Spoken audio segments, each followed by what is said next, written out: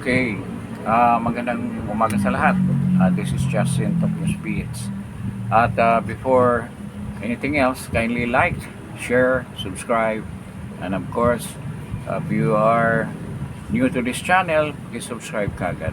Then if you want to be notified if ever we have a podcast, uh, please press that notification bell so that you will be immediately notified if ever we have a new episode to be broadcasted in this channel, Justin Tokyo Speeds. So this morning, ano usapan natin? Ito, yung with regard to the statement of Joel Chua na they are planning na ilaglag na hindi na ipatawag itong si Madriaga. Klaro ba yun? Nakikita na ba ninyo, Joel Chua, gaano kahunghang yung pinipresentan yung witness? Marami siya during an interview with a certain outlet, mainstream media outlet, a TV station, na maraming mga misstatement or false statement na sa tingin ko hindi na memorya ng husto ni Madriaga yung script na ginawa ni Attorney Palad, na ito si Attorney Palad pala, na suspended na rin ito sa Supreme Court dahil may violation na ginagawa. Ang kanyang lisensya sinuspende ng 1 year, so nakabalik na naman. Tandaan natin kung sino ito si Palad. Yan ang abogado ni Kerwin Espinosa. At nakita na natin ang connect the dots. At si Kerwin Espinosa nag-rekomenda kay Leila de Lima. Alam naman natin kung anong connection ni Leila de Lima at ni Kerwin Espinosa, na nagkikita nga daw ito sila, kasama yata si Palad, di umano doon sa Singapore para pag-usapan niyo yung case ni Leila de Lima at pagbaliktad ni Kerwin Espinosa. Di ba? So yan ang connect dyan. Bakit napunta si Palad dyan as lawyer ni Madriaga? So sino naghahanap niya? Nasa labas nasa loob si Madriaga ng kulungan. Si De Lima. At yung sinabi ni De Lima na devil's advocate, I'm just a devil's advocate. Gusto ko lang sasabihin yung mga titingnan yung affidavit ni Madriaga. Maybe merong magpakukulang or mga statement na sa tingin ko detrimental to his affidavit. Kaya nandoon ako to make suggestions. Lumang tugtugi na yan. Kayo ni Palad ang gumawa ng script na yan. Alam mo, ako nagsusulat din. Pag ganyan kahabang isusulat mo at tulad niyan, litigation na. Mahirap i-memorya yan. Tandaan natin na wala pang cross-examination dyan sa mini trial ninyo. Paano na lang kung 4 ang mag-cross-exam yan? Ilan ba ang senador? Nandyan sa, lalo na yung mga abogadong senador. Nandyan sa Senado. Malaglag na yan. Sigurado. Yung mga sinasabi niya, sasampalin siya ng katotohanan na nagsisinungaling siya. Sabi pa nga na iba, ano bang katotohanan doon sa sinasabi ni Palad? Yung kasinungalingan niya, yun ang katotohanan. Ang kasinungalingan niya, yun ang linahad niya na katotohanan. Di ba? Napaka conflicting na statement, pero kung anuhin mo, timbangin mo ng husto, tama. Kasi wala siyang ibang ginagawa kung hindi ang pagsisinungaling. Puro incredible story ang ginagawa niya na sa tingin nila De Lima, maniniwala yung publiko. Hindi mangyayari yan. Hindi naman ganyan kabubo mga tao sa Pilipinas. Alam nila kung nagsisinungaling yan. Lalo na kung darating sa cross-examination na matindi. Kaya kahit nasabihin natin na siya, nag-aral din siya ng batas sa San Sebastian. Bumagsak naman siya sa bar. Wala rin yan kung talagang dinidipinsahan mo yung kasinungalingan. Mahirap yan. Lalo na ganyan, ang daming allegations na hindi naman, wala namang hawak na corroborative na fact. So, ibig sabihin, merong taong nagpatunay na ito ang nangyayari. May event na nagpatunay, o meron ka man lang video na ito, nakikita, nag-uusap kami ng ganito, naririnig, nare-record. Kaya ganyan yon. Sa ganyang kahaba, kung Isipin mo, bagman siya ni BP Inday Sara. Pinagkatiwalaan siya ni BP Inday Sara. Tapos nang dumating sa Matnog si BP Inday Sara, tinanong kung sino si Ram. Ganon ba yun? Hahanapin. Binabati. Sinusulat pa yung pangalan. Kung kilala ka pa, hindi nasisulat sa papel. Marami namang ganyan style eh. Pabati sa mga politikol. Lalo na si BP Inday Sara. Hindi naman aayaw yan sa mga ganyan.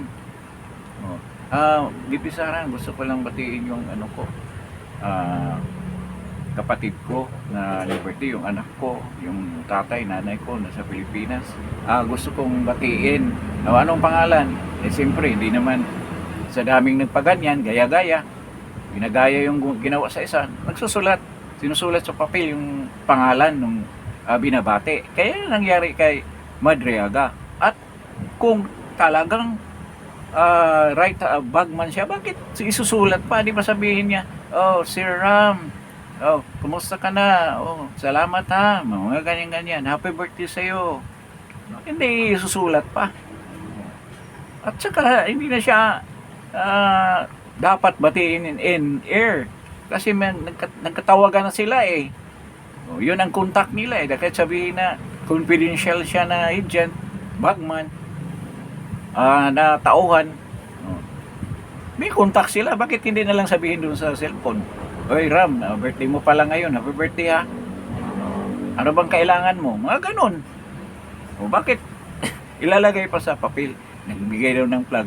Yan naman ang style ni BP Inday Sara eh. Kung sinong namumuno dyan sa mga parallel group na nagampanya sa kanya noong 2022, ganyan ang ginagawa niya. Linalapitan niya, kinakausap, pinasasalamatan.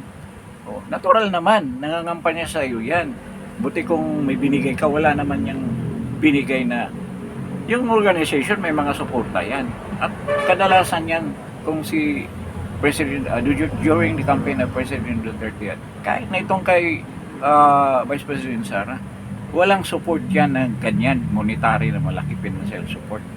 Pwede yan, magbibigay ng mga flyers. In fact, hindi nga eh. Mga tao nga nagsushoulder sa mga ganyan, mga campaign materials. Kaya nakakatawa talaga. Sunog na sunog yan si Madriaga sa kasinungalingan. Yung nangyari pa sa cheque, nagbigay daw ng 83 million si si President Duterte sa kanya. At nung unang affidavit niya, yung sinabi galing daw yan sa droga, galing sa pugo. Tapos may 3 million yata nakasunod. 83,000, hindi million. Tapos may 3 million nakasunod. 3,000. Yan daw sa Land Bank sa Eastwood. Ngayon, tinignan yung date, hindi pareho pa yung account number, check number, pareho ang number. Pwede ba yan? Pareho ang account number, kaya isang account lang yan eh. Hindi nga naka-mention kung kaninong account yan. Malamang sa kanya yan. Anong nangyari? 2023 inisyo. I think July 2023. Yung dalawang check na yun, pareho ang date, 2023. O sino presidente ng 2023? Si Digong ba? Nakita mo? I don't know kung nakakulong na ba ito noong 2023. O paano siya nagkaroon ng check na yan? Kung hindi galing sa kanya yan, galing ng Malacanang yan siguro, yung or pera niya yan doon sa mga ransom na nakulimbat nila sa kanilang mga biktima. Yan ang dyan, katotohanan. Kaya dyan pa lang, sablay na. At yan, yung cheque na yan, anong connection yan doon kay BP Inday Sara sa impeachment? Meron bang connection yan? Wala. Nakita mo? Pati yung motor, 35 million ang binigay. Pambili lang ng dalawang Ducati, dalawang tawag niyan, dalawang Harley Davidson at 7 motor na nakahalaga lahat ng 35 at nakapangalan sa kanya. Isipin mo, anong connection yan sa impeachment? Ba't may mention pa yan? Kaya sablay talaga yung ano na yan, mga testimonya. Noong ko pa sinabi yan noong unang araw pa, sinabi ko na talagang puro kasinungalingan yan. Isipin mo, magtatras si President Duterte yan. Nang panahon nga na may meeting nga sila, October yata yan, nakakulong na siya nakakulong na raw yan tapos kasama pa raw siya sa meeting. Hindi naman siya official ng armed forces at national security yung pinag-usapan. At ngayon nga, kunwari ito sina Aimee tsaka si BBM na merong term sharing na hindi raw yan totoo. O bakit kailangan pa ng term sharing ni Digong? Kung pinatakbo niya si Sara talaga, kung tumakbo si Sara na presidente, mananalo dahil nakikiusap na nga sila Aimee na vice president na lang takbuhin ni BBM. Pumayag na lang si Sara. May mga kondisyonis nga si Sara doon. At lahat yang kondisyonis na yan, na ito sinabi ni Sara, mga kondisyonis na continuity lang sa mga project at protektahan din ang kanyang tatay. Ang nangyari, pinakulong pa. Sobrang katraidoran ang nangyari. Di ba? Nakita natin yung mga kasinungalingan ni Madriaga doon sa script na ginawa ni De Lima.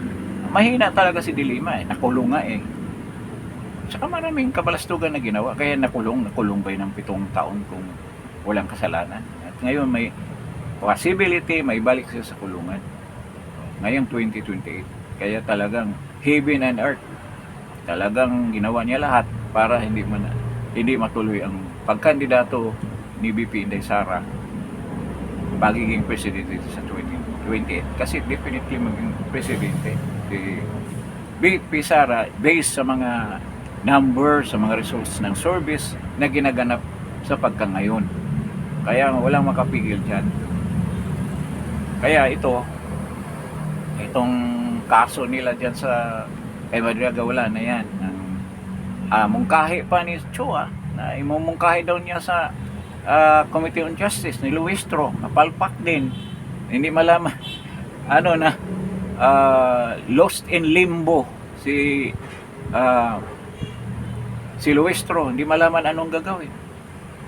Sabihin na lang ito, clarificatory hearing lang. Paano maging clarificatory hearing yan? Gusto lang niyong klaruhin, kung madaling salita, yung mga nakalagay na mga ebidensya na wala naman. Bakit wala? Nag-issue kayo ng supoy na pati yung AMLAC inisyuhan yun ng supoy na para ipalabas yung mga dokumento. Dapat doon sa form and substance at saka ground naka-attach na yan sa mga complaint. At yung mga supoy na yan na dapat in-issue ninyo ay galing dapat sa complainant. At hindi nangyari yan. Kayo nag-issue ng supoy na bakit sabi nila si De Lima complainant. Bakit nandyan siya kung complainant siya? Kasama siya sa prosecution. Dapat hindi siya kasama, complainant siya. Ilang beses siya nagsalita. Yung nag-issue ng supoy na. Ang dami niyang in-issue. Tapos sabihin nyo, hindi nag-issue ng supoy na. Supposed to be ang complainant ang mag-issue. At dapat, yung ang sinasabi ng kampo ni VP Sara na walang ultimate facts dahil yung gusto niyang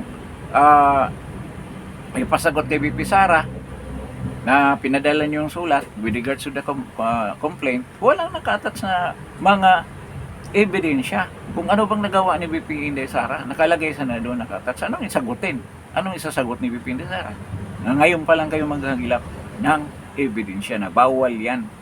Hindi yan constitutional yung ginawa ninyo. Kaya dyan pa nga lang, dapat mag-issue na ng TRO ang Supreme Court sa ginawa ninyo. Hindi yan ibig sabihin nga umiiwas si BP Sara sa hearing na yan na gusto naman ninyo na atin si BP Inday Sara dyan sa mini trial na yan at hindi naman siya makakatanong, hindi maka-cross-examine doon sa mga witnesses ninyo dyan sa Committee on Justice at pinipigilan pa nga ni Luistro na cross-examine tanongin ng husto si Madriaga. Paano mo malaman kung totoo ba yung sinasabi niya?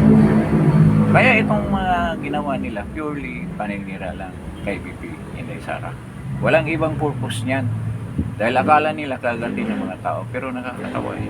Dahil maraming palpak nga na mga unbelievable na mga istorya na nakabuod dyan sa kanilang script. Na palpak naman ito si Palad, mga bubo ito eh. Kasama na yan si Dilima. Wala yan, magaling lang, paslang-slang lang yan, pero sa totoo lang, mahina rin eh. Hindi pinag-isipan ng gusto. Oh, yan ang pinangalandakan nila na star witness nila. Kasi ganito yon. Ngayon, lumabas nga itong kuwa na ang kuwa naman parang member na rin ng Malitagang. Nag-issue sila ng unmodified opinion na talagang ang OBP at saka yung Department of Education are practicing the highest standard of auditing practices in any government agency. At ngayon, nag-issue ng disallowance. At ang disallowance, hindi pa yung full amount. Yung 125 million na confidential fund, 73 ang disallow. Bigla silang nagbigay ng ganyang decision na denied na raw daw yung appeal sa kanila kasi nag-appeal na eh. Sinabi Pinday Sara. Oh. At doon sa sa 600 na mahigit sa Department of Education, 300 ang disallowed. Oh. Nakakatawa. Walang makukulong dyan sa disallowance. Sabihin lang sa inyo, ayusin mo yung papilis na yan at kung hindi, yung huli nilang sinasabi, ibalik yung pera. At yan, pwede mo i-contest yan, pwede mo isampa yan sa RTC at doon ka magsampa ng reklamo na mayroong grave abuse of discretion. Sobra yung ginawa nilang pagganap ng kanilang tungkulin or function as an auditing agency at mali yung desisyon nila. Pwede mong i-contest yan doon sa RTC. Pag hindi pa rin magbigay ng fair na na decision ang RTC, pwede mo isampa sa korte. At ito, kailangan kung gusto niyo mag-iconic yan to malversation or to plunder, kasi 73 million na yan, kailangan may proof kayo kasi hindi criminal case yan. Ipabalik sa inyo yung amount na yan. Pero pwede nga i-contest yan sa Supreme Court na mayroon ba talagang sadyang paglabag ni Nabi Pinday Sara na proseso lang naman ang nalabag dyan, ang mga pagkakulang sa dokumento. Ito. At kung nandyan yan pending sa Supreme Court, ito, gusto ko lang i-state. At patuloy yung may sampa na yan sa impeachment court, trial court sa Senado. Hindi makapag-desisyon ang Senado, whatever decision with regards to the disallowance, yung confidential fund, kung walang final decision ang Supreme Court. Kung hindi magbigay ng final decision ang Supreme Court while hearing yan, or kung mag-decision na sila, i-convict nila si Pinday Sara at magbigay ng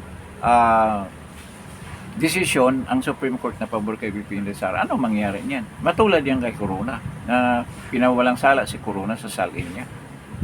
Di ba? At dahil nga sa malita rin, kaya nga nakulong si Jinggoy at saka si dahil binulgar niya na si Nedrilon, si Enrile, ang lalaki ng tinanggap para lang matanggal at makonvict si Chief Justice Corona. Dahil doon sa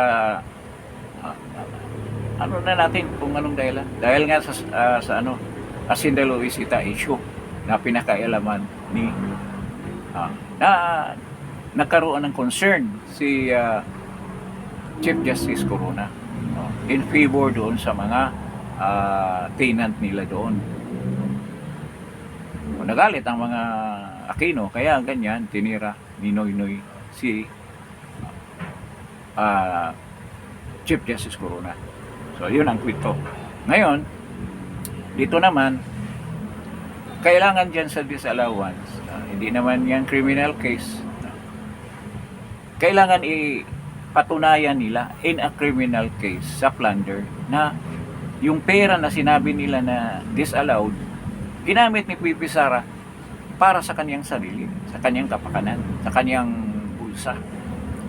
So kailangan maghanap kayo ng ebidensya o sino mang tao na magsasabi na itong mga pera na to, na yung mga disallowed na pera ay binigay ni Sara. Kaya nga yun ang kinunik nila kay Madriaga. Kasi hindi uubra kung disallowance lang, hindi talaga impeach. Disallowance is not an impeachable offense. Kaya kailangan may nakakunik na plunder case or malversation. Ganyan ang gusto nila mangyari. Yung mga sinasabing mga duffel bag, sinasabi ni Chua, yun sana magkunik. Pero puro butas nga. Yung dalawang affidavit ni yung supplemental tsaka ang original, puro sablay yan lahat. Lalo na dyan sa pinipresenta na perjury case ni Attorney Panilo, na anak ni Sal Panilo. Talagang ang daming butas na hindi nila masagot-sagot. At hindi nila sinagot dyan nung nagmanifest si Madriaga dyan sa Kongreso. Kaya itong kuwari, nakakaduda sila noon, unmodified opinion, tapos ngayon denied yung appeal. So mangyari yan, pupunta sa RTC niyan, and later on pupunta sa Supreme Court. Kaya o paano na lang kung sabihin ng Supreme Court na itigil na yan dahil ang daming violation, tapos lahat, period na yan. So, mangyari yung nangyari ng nakaraang taon, pero in a different case. So ganyan ang mangyari. Meron pang maraming nagsasabi mga dilawan, ba't hindi harapin? Hindi nga harapin, wala namang kaso na pinipresenta puro paratang puro fishing expedition na namimingwit lang ng ebidensya na, kasi wala silang ebidensya. Ngayon pa lang sila maghanap kaya ganun yun. At ito kung sa basketball pa yan, papasok ka ba sa isang laro, kung naglalaro ka ng basketball, o coach ka, o yung team mo, ipasok mo sa isang liga, at ganito ang rules. Bawat shot mo, yung hindi free throw, yung shot dyan sa perimeter, 3 points, ang ang bilang sa isang buslo mo sa basket, o buslo tawag, o shot mo ay isa lang, 1 point lang yan, pero ang kalaman mo 2, o ganyan, di ba? Papayag ka ba? 3 points mo, 2 points lang. Ang foul ng kalaban para magkaroon na kayo ng foul throw whenever a foul is committed sa iyo, kaya lang mag-commit muna yung kalaban mo ng 10, kayo 5 lang, free throw na ang labas bawat foul ninyo. Papayag kayo ng ganyan? Kasi ganyan na nangyari dyan sa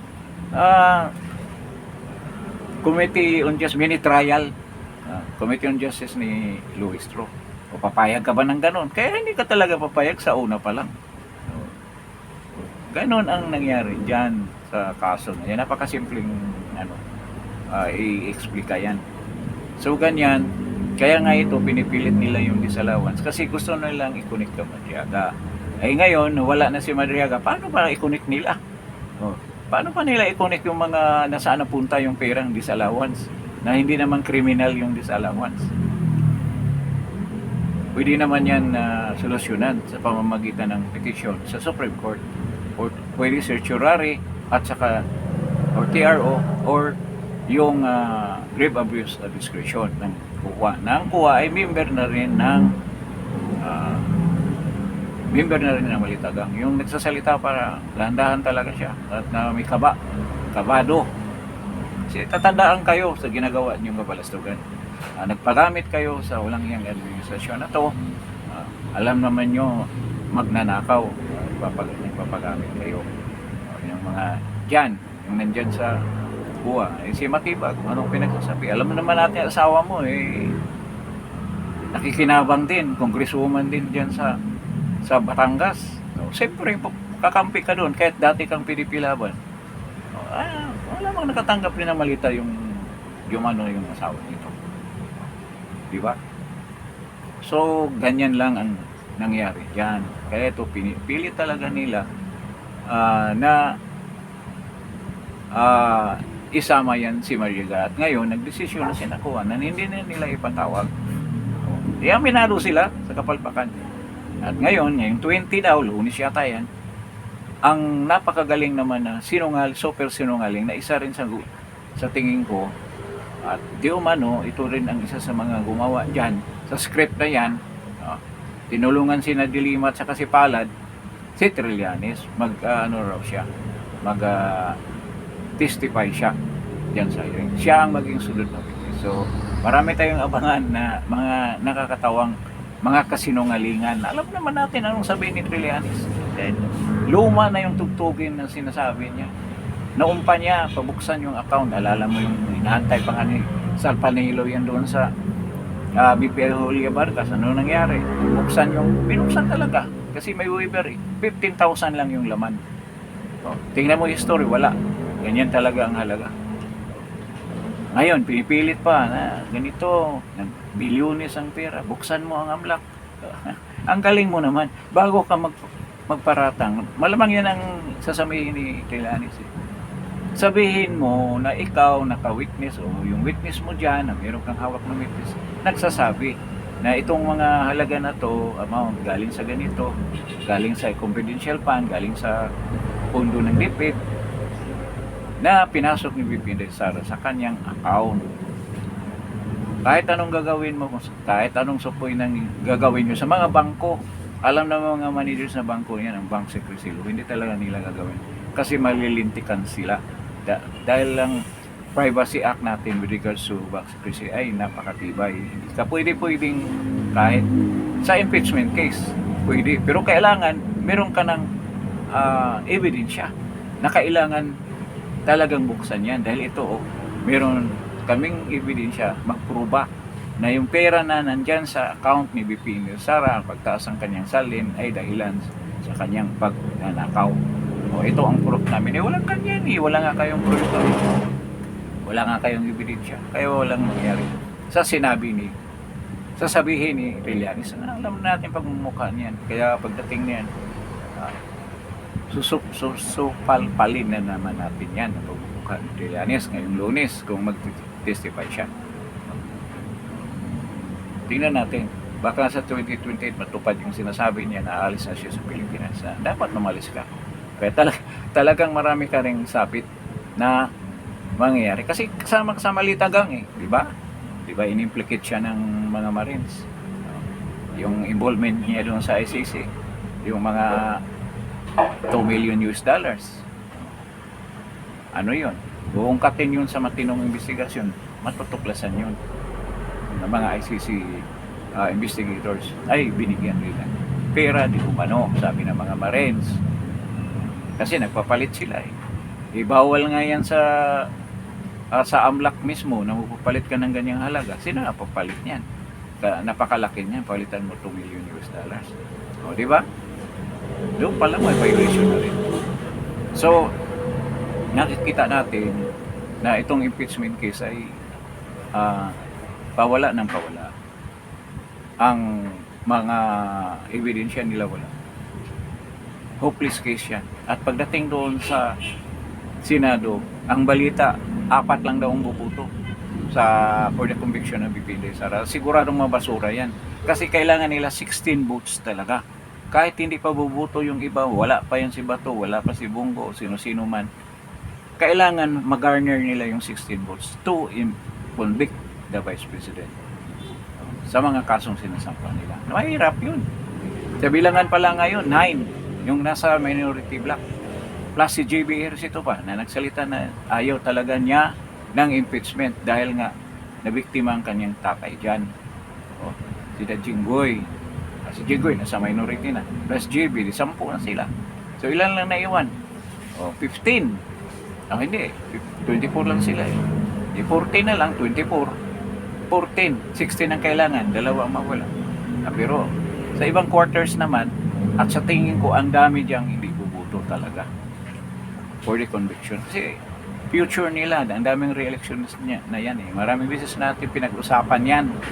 At yan talaga ang mangyayari. Dahil itong mga to, nag-isip ng kanilang political future. At hindi nila i-rest yan. Para lang dyan sa isang conviction na wala naman sila makukuha. Si BBM wala na sa posisyon. O kung sino mang papalit yan in an election, hindi rin naman mananalo. O kahit natanggalin nila si BP Inday Sara, for what? Babalikan din sila doon sa i-endorse ni BP Inday Sara na probably ay si Basti Duterte. So Duterte pa rin yan. At yung mga kung makonvict man si BP Inday Sara, o hindi ni ipardon niya si Sara. Din sa next election, 2028 plus 6, 2034, si Sara na ang tatakbo. O paano ngayon yun? Kaya napakahirap ng sitwasyon ng mga nag-uusik kay BP Sara. Kaya yung mga DDS, ano lang kayo, easy lang. Hindi sila magtagumpay. Ang siguraduhin na lang natin na patuloy itong ang pagpamayagpag ni BP Sara sa mga service. Tulungan natin si BP Sara. At ngayon nga, sinabi na doon sa Reds coalition, mangampanya na tayo para kay BP Inday Sara. So, dito na lang tayo. Salamat sa pagdalo ninyo dito sa Justin Talk News Feeds at maraming salamat doon sa mga bagong dumalo, and I hope you will subscribe to this channel, Justin Talk News Feeds. At paki-press naman ng like, then share, then press that notification bell if you are interested to hear the good news in this channel. Press na lang ng notification bell para ma-notify kayo immediately. So, maraming salamat sa inyo at good morning sa ating lahat. Thank you po and God bless.